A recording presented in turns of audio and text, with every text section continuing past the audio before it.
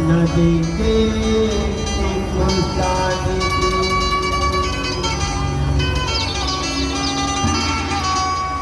छाती मचेले गोली, अब खेले अजब होली। वीर जवान सीना तान के, वीर जवान सीना तान के। छाती मचेले गोली, अब खेले अजब होली। छाती मचेले गोली, अब खेले अजब होली। वीर जवान सीना तान के, वीर जवान सीना तान के।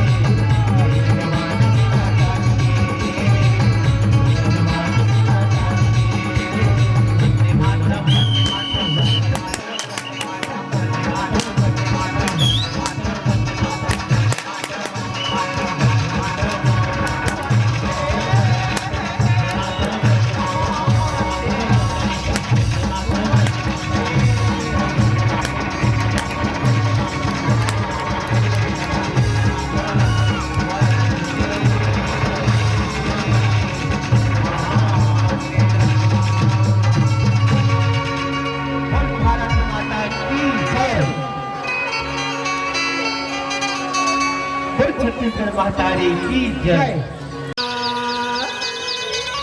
जी हाँ बसे मोरेगा, जी हाँ बसे मोरेगा। जैसे गंगा बहावती है, ये माटीला माटीला,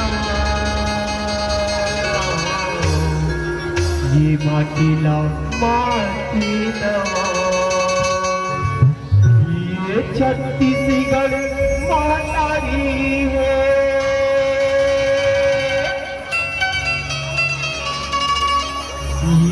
छत्तीसगढ़ महतारी है, यह सुख दुख के किनहारी है, सुख दुख के किनहारी है। गावे मगो फूल बजरा गाती जमो देवता दादी, गावे मगो फूल बजरा गाती जमो देवता दादी। ये छत्तीसगढ़ महतारी है, यह सुख दुख के किनहारी है।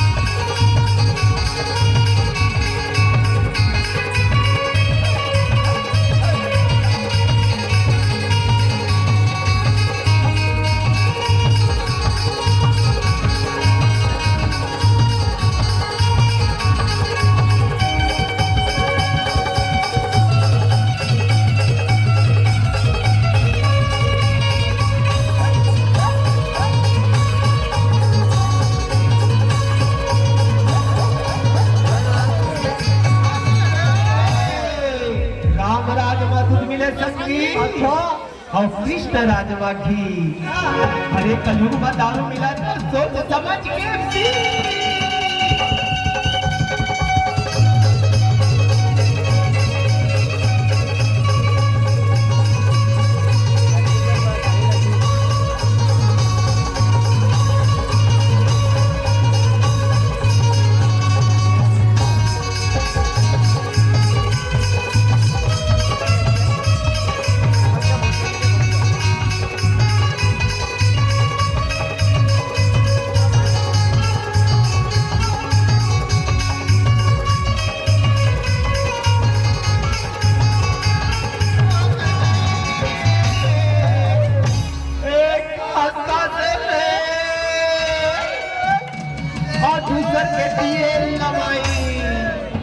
सर्कस का सर में सहारा दे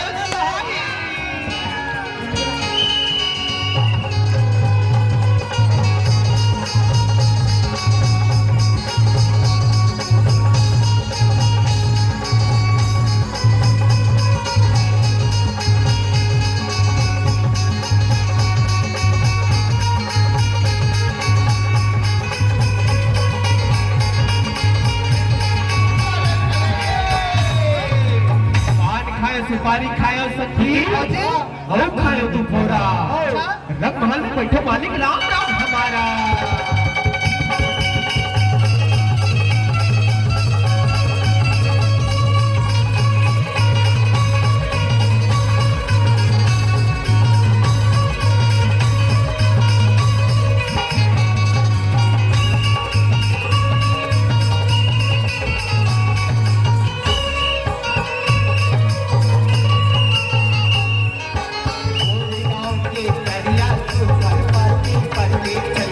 दरिया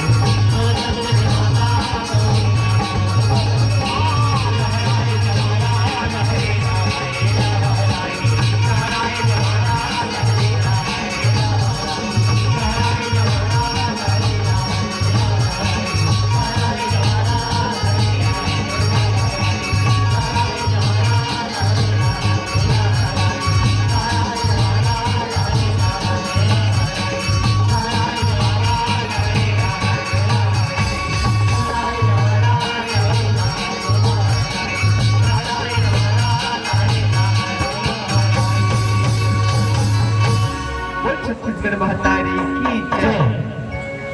छत्तीसगढ़ महतारी के पावन कोरा माँ बसे अमलीडीही के पावन भैया जी हम आज सुखर 2 दिवसीय फाग झांकी की आयोजन रखेंगे हैं।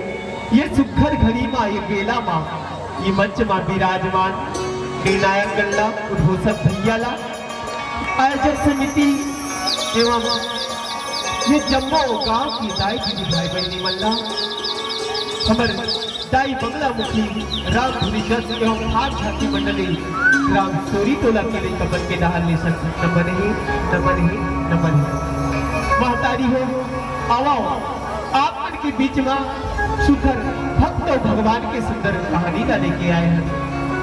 आप देखो कि एक भक्त अपन भक्ति से कैसे भगवान को प्रसन्न करते हैं और भक्त के लाज न रखे पर श्री हरि विष्णु हर नरसिंह रूप में अवतार थे और अपन भक्त प्रहलाद के लाज न रखे और नरसिंह पुराण से सुंदर नरसिंह अवतार की कथा लेके आए हैं जे में त्रुटि हो रही होगा क्षमा करें। नरसिंह भगवान ने की है वो खेले होरी मन के सने सारे माते होरी नरसिंह अवतार माते होरी नरसिंह अवतार ओ खेले होरी मन के सने सारे खेले होरी मन के सने सारे माते होरी नरसिंह अवतार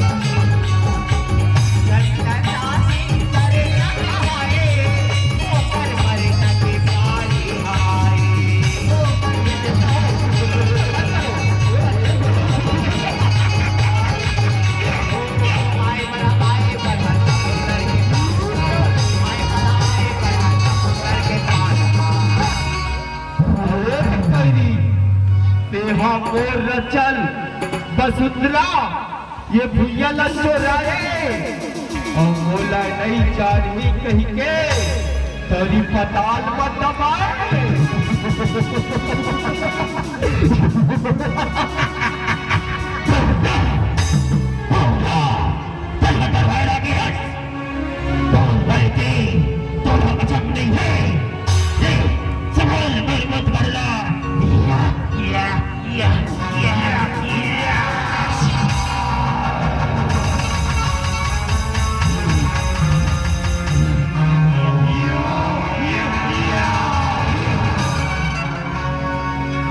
हुई नरसिंह अवतार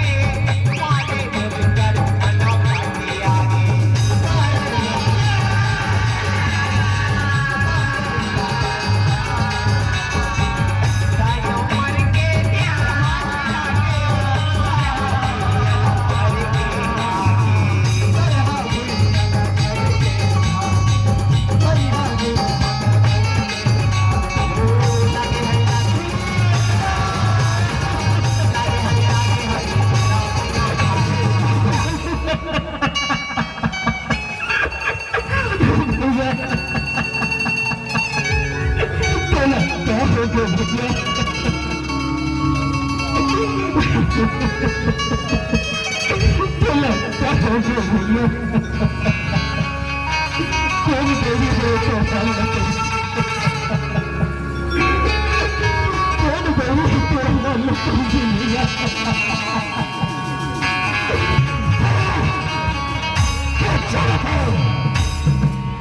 तेरी विष्णु के करनी है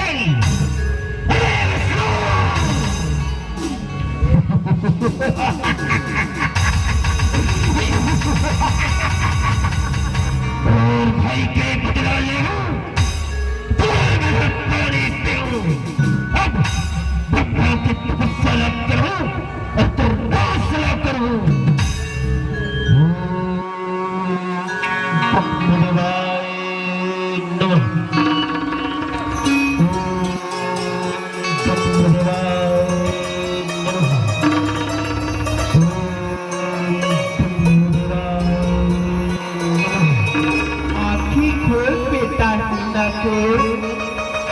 आँखी खोल बेटा की नकुल आँखी खोल बेटा की नकुल और वरदान मांगा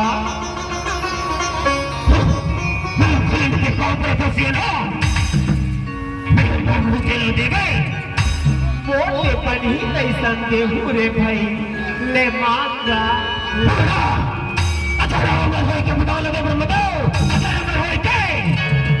ये लगे हाथ नहीं दे सको बेटा काबर ये संसार में जे आहे बोला एक दिन जाए ला पड़ेगा और दूसर वरदान ला मांग ले न पानी न सूखा न लोहा न हाड़ा न मच्छर न बच्चर न भुजा न आकाश न पाताल न सांप न जिनावर न दुर्गा काली न चंडी न जिनमा न रातमा न बहिरीमा न भितरीमा ऐसन ठौर में मोर मृत्यु हो ब्रह्मदेव ऐसन ठौर ना एव मस्तु चिरंजीव रहा बेटा मैं हारेगा था